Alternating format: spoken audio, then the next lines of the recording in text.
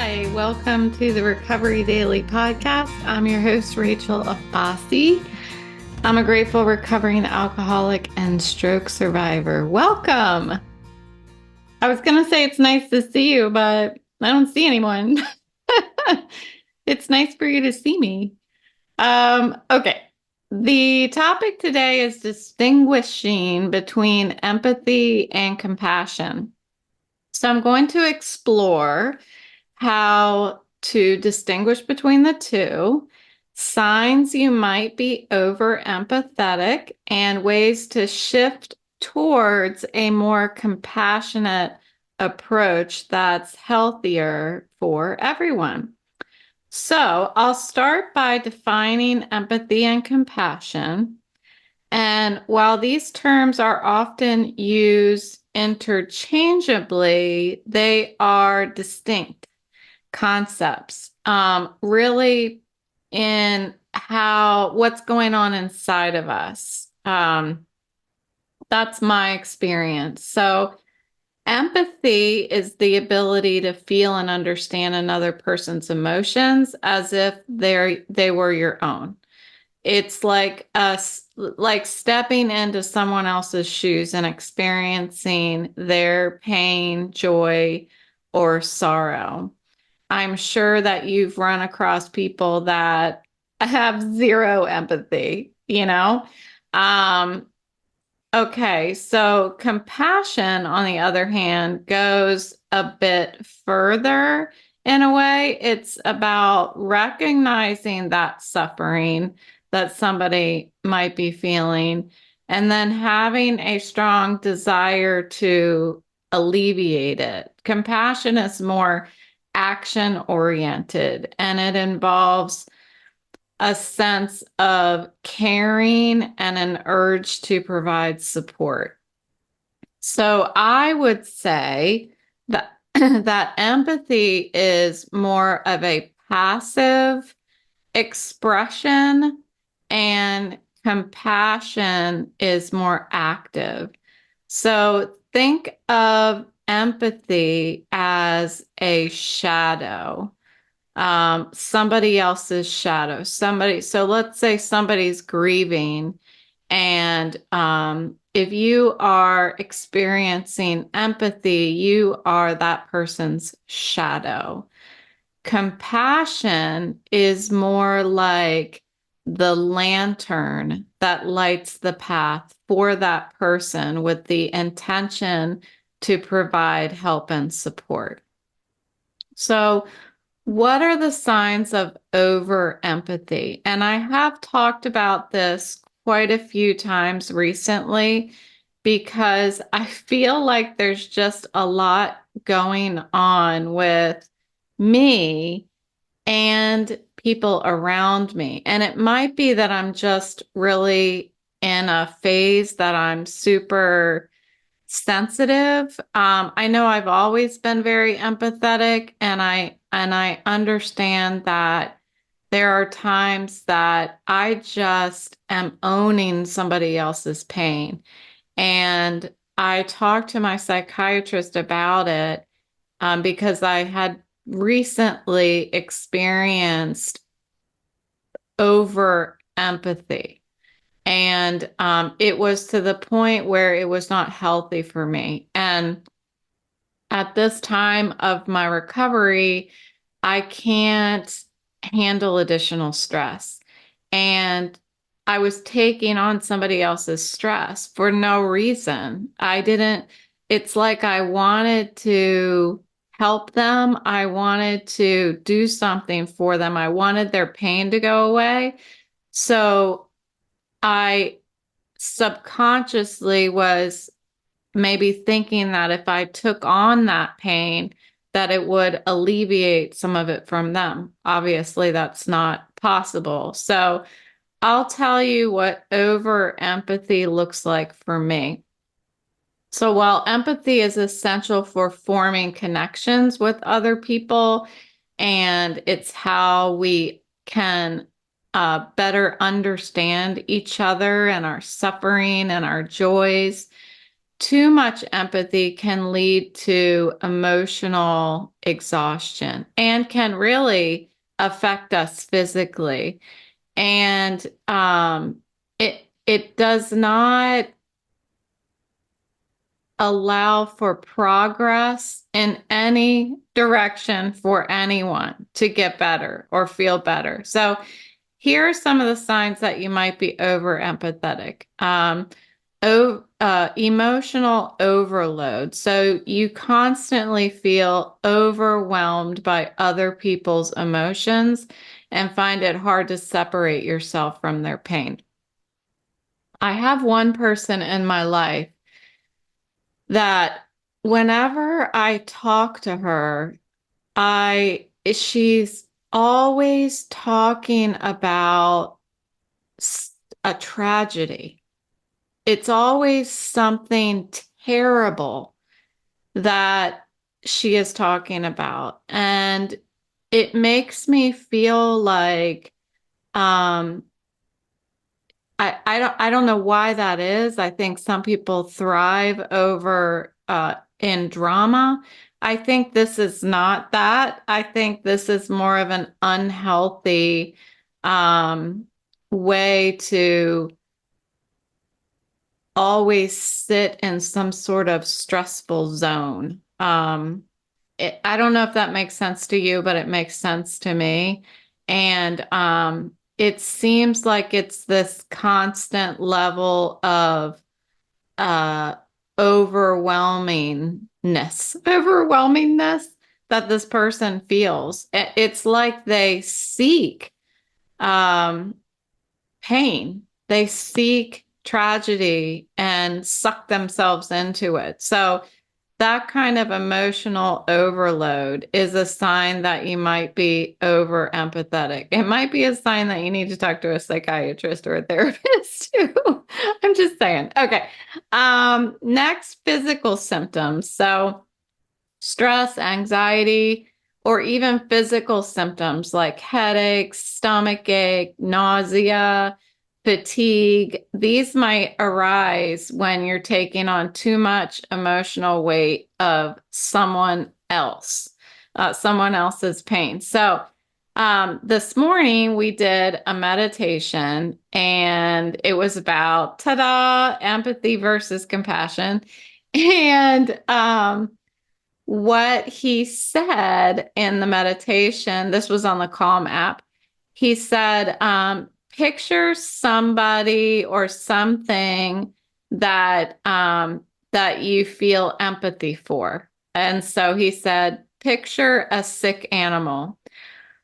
Well, as soon as he said that, I felt I felt it in my stomach. Like I felt this like ache in my chest. I noticed a physical response in me when I thought of a sick animal. This was fascinating to me. I mean, I know that I carry my stress in my physical being. I mean, I guess we all do, but I can notice it pretty quickly. So after he says to notice your physical reaction to that empathy situation, now instead of looking at that physical reaction, instead repeat to yourself, may you be well. May you be well. So I was feeling that stress in my stomach and in my chest immediately when he had said picture or imagine the sick animal. And then when I began to think of that phrase, may you be well, over and over again, those physical symptoms subsided. The the I'm trying to think of the word. What I was carrying became less physical and more mental. It came out of my stomach and my chest up back up here in my mind. And if I can carry something here, then there's something I can do with it, right? I can put it in my God box. I can share it with another person. I can pray about it. There's something that I can take action and do with it. If I'm carrying it in my body, this is just me. There's nothing I can do with it. It's just making me sick. It's already down there. So I thought that that was just a really good technique for pulling that stress up out of my body into my mind so that I can do something about it. And repeating, may you be well, meaning like I'm praying for the animal. It just seemed to be effective for me. So I thought that that was cool. I thought I'd share it with you. Um, Another sign that you might be over empathetic is neglecting your own self-care. So, prioritizing others' needs over your own and neglecting your own well-being. I've shared about it recently, how I was so empathetic for somebody who had lost her husband that I was up all night. I was up all night putting myself in her shoes. I was feeling, I was imagining what it must feel like. Like, that is not healthy to do. And I'm not helping her. I'm certainly not helping myself. So that is putting myself or putting her needs, even though I'm not doing anything for her, by sitting there and ruminating on her pain. I'm not focused on my self-care and sleep, you know. Setting boundaries is difficult when we're over empathetic. We may find it challenging to say no. We may find like we want to be there constantly for somebody else, even if it takes us away from our own, again, self-care and focusing on our own mental health. So, does that sound familiar to any of you? If so, you might be experiencing over empathy. But there are ways to shift towards a more balanced and compassionate approach. So I want to talk a little bit about shifting from empathy to compassion. And that involves, it's tricky because I'm practicing it. I've been trying to practice it. It involves creating a balance between understanding others and what they're going through, but also maintaining your own emotional health. So here are some strategies that I've been working on. The first is mindfulness. And I know this word mindfulness gets tossed around all the time, but I really am a huge fan of it. I think sometimes it's tossed around so much without actually talking through what we mean by mindfulness. Like mindfulness in general, if I just were to say, okay, well, you can practice shifting from empathy to compassion by practicing mindfulness, and then I move on to the next thing. What does that mean? You know, what the hell does that mean? So, what I mean by practicing mindfulness is this. I, after I had that night that I was up all night and didn't sleep because I was being over empathetic for my friend who lost her husband, I talked to my psychiatrist and she was talking to me about what over empathy is, how to find that line of being empathetic, and then recognizing how, what you're feeling is not doing any good for anyone. So I was taking a nap. I was laying down to take a nap because I hadn't slept. And I started thinking about her again. And I immediately recognized that I was thinking about it because I started to feel that physical impact again. And it's typically right here in my chest, but I can also feel it in my stomach. It's almost like it's not nausea, but it feels very much like that just turning butterflies, right? Butterflies. That's what it feels like. And I recognized that I was physically starting to manifest this stress again. And I I only noticed that because I had talked to the psychiatrist about it. So by acknowledging, yes, I have an issue being over empathetic, and then by acknowledging that, we can immediately really start being more aware of our own emotions. And if we're taking on emotions of others or if it's my own emotion. Um, so, what I did in that situation when I was laying down for the nap and I was starting to feel that, I started to repeat to myself, it's not my pain, it's hers. It's not my pain, it's hers. It doesn't mean that I don't care. And that's what I'm afraid of, right? That's what I'm afraid of is if I don't feel pain, if I don't feel sorrow, if I don't hurt for them, then I must not care enough. And that's just not the case. That's where compassion comes in, where we display how much we care. Um, so I have to set my own boundaries. I have to learn how to prioritize that my own well-being. So noticing when I'm being over empathetic, repeating to myself, it's not my pain, it's hers. Then, then thinking about, is there something I can do about it? Is there an action I can take to help her? If there's not, then I need to let it go. I need to put it in my God box.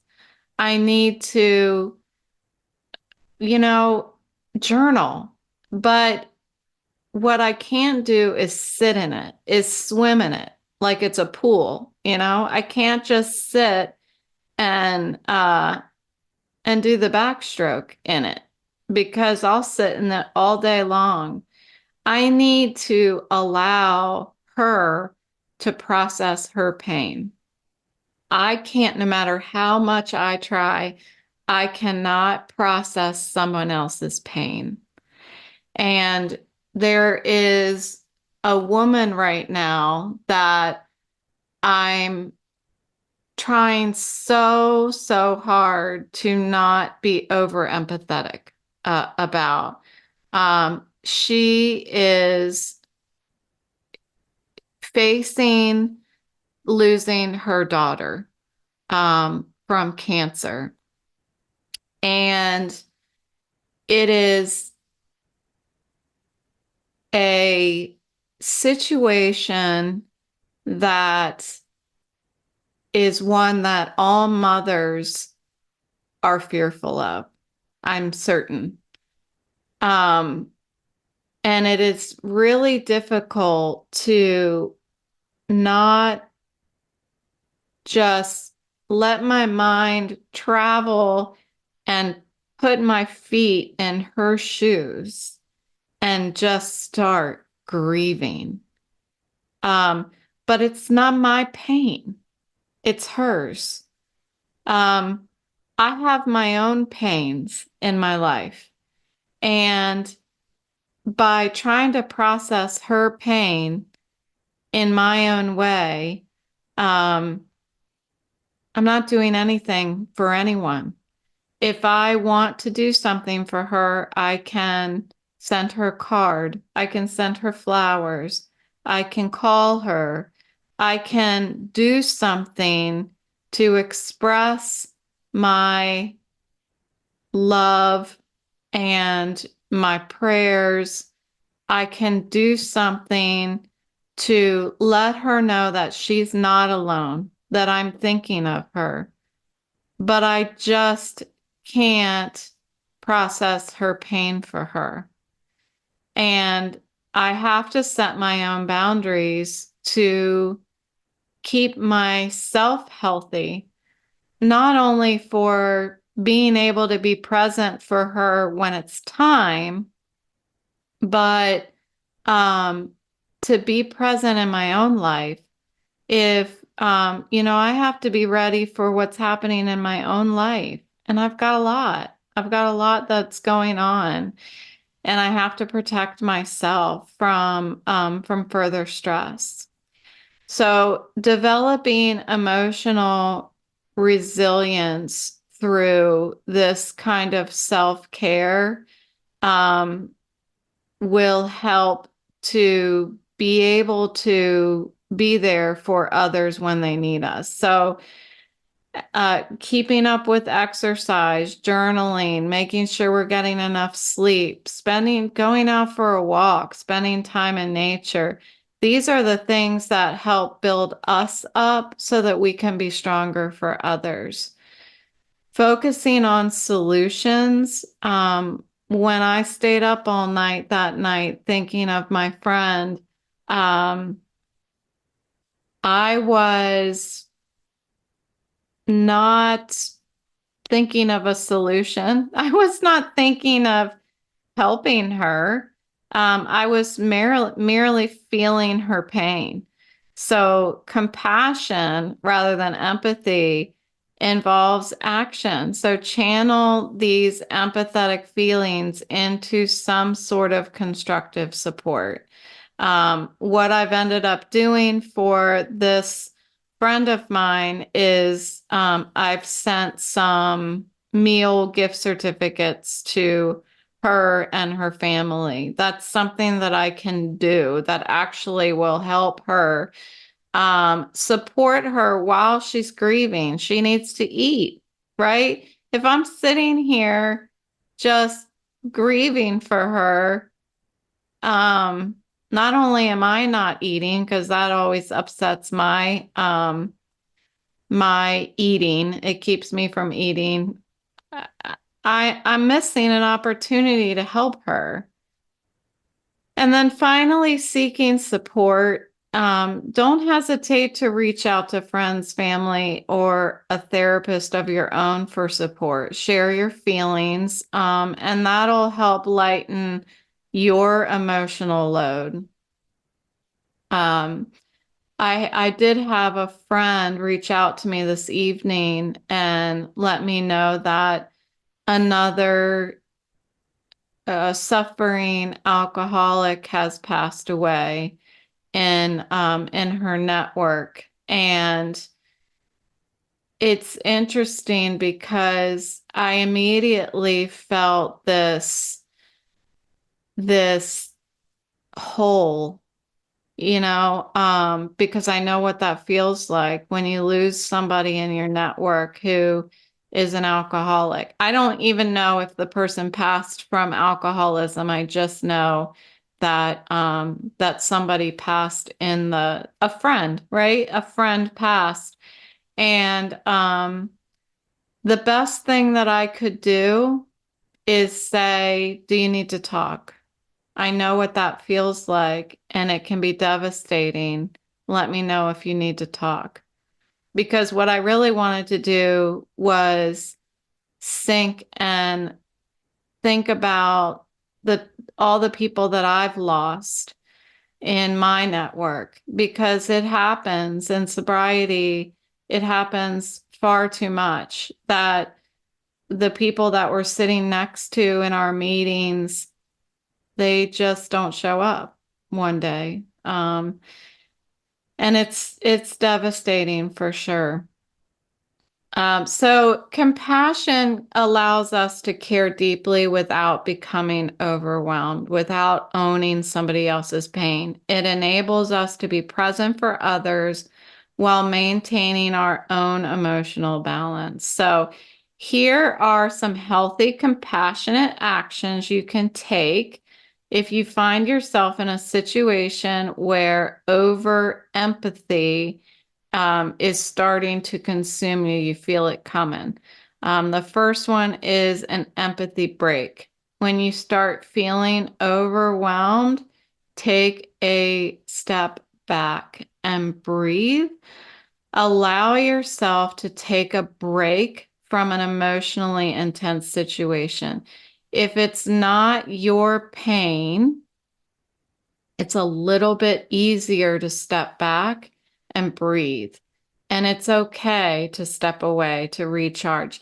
That person that you are needing to help, the person who you are feeling this empathy for, they need you to step back and recharge. And self-care is going to allow you to be more available for them and is going to allow your support to be more effective. Offer support wisely, be selective about the support you offer, ensure that it's within your capacity to help without compromising your own well-being. I had a friend that was in the hospital. This was a couple years ago. I think it was before my stroke, actually. And he was in the hospital.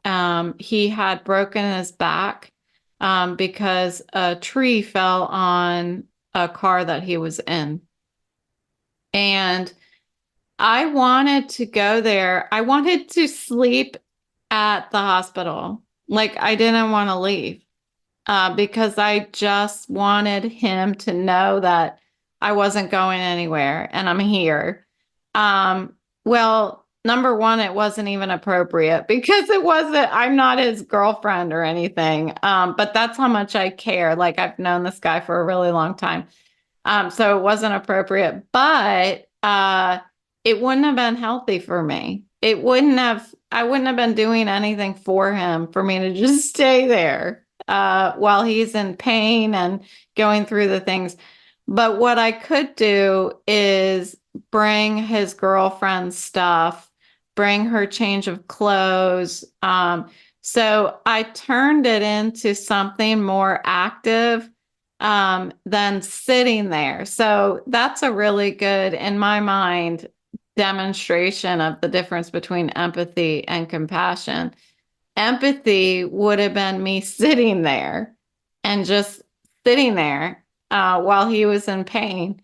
Compassion was me going home, getting a bag of necessities, filling up a bag and bringing it back to them. And so I showed up every day and I brought something new. And by the end of the time that he was in the hospital, he was sitting up and eating and still miserable. But I think that turning that passive empathy into an active compassion was more was a better way of displaying my love for them. Practicing self-compassion. So treat yourself with the same kindness and understanding that you offer to others. Self-compassion is just as important for maintaining that balance. So take care of yourself as much as you want to take care of the other person.